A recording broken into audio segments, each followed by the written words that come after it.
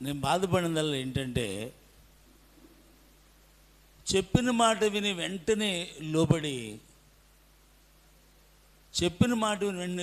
ఎరుగో master గారు చెప్పారు, అయితే పాస్టర్ గారు చెప్పారు అని గౌరవంగా వచ్చిన గారు సంతోషించాను. కానీ చెప్పిన మాట వినకుండా, లెక్క చేయకుండా, దేనికి కూడా సహకరించకుండా ఉన్న వారి బిడ్డలను బట్టి ఎంతో ఏడ్చాను, ఎంతో బాధపడ్డాను. ఎందుకంటే నా ప్రయాసం వ్యర్థమైపోతుందా ప్రభువా, నీ ప్రయాసం వ్యర్థం కాదని చెప్పావు కదా ప్రభు అని దాని ఎక్కువ కన్నీరు కార్చింది. అదే యవనస్తుల కొరకు చాలాసార్లు కన్నీరు కార్చాను, నేను చాలాసార్లు బాధపడ్డాను.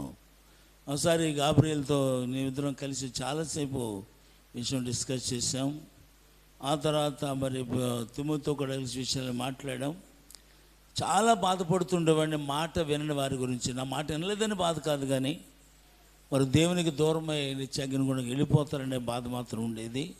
వారి కొరకు నేను ఎక్కువగా కన్నీరు కార్చాను. అందులో నీకు అర్థమయ్యే ఉంటుంది. ఓకే, యవనస్తుల కొరకు సహకరించిన బిడ్డలు అందరికీ ఎంతోమంది మొదట్లో యవనస్తులు ఒకళ్ళు ఇద్దరు వచ్చేవారు, లేదా ముగ్గురు వచ్చేవారు. మరి చాలామంది కృషి చేసి ఇప్పుడు 86 మంది పైనే యూత్ మీటింగ్ వస్తున్నారు. దానికి నేను ఎంతో సంతోషిస్తున్నాను. వారందరికీ మరొకసారి నేను వందనాలు చెల్లిస్తున్నాను. Thank you. ఇంకేమన్నా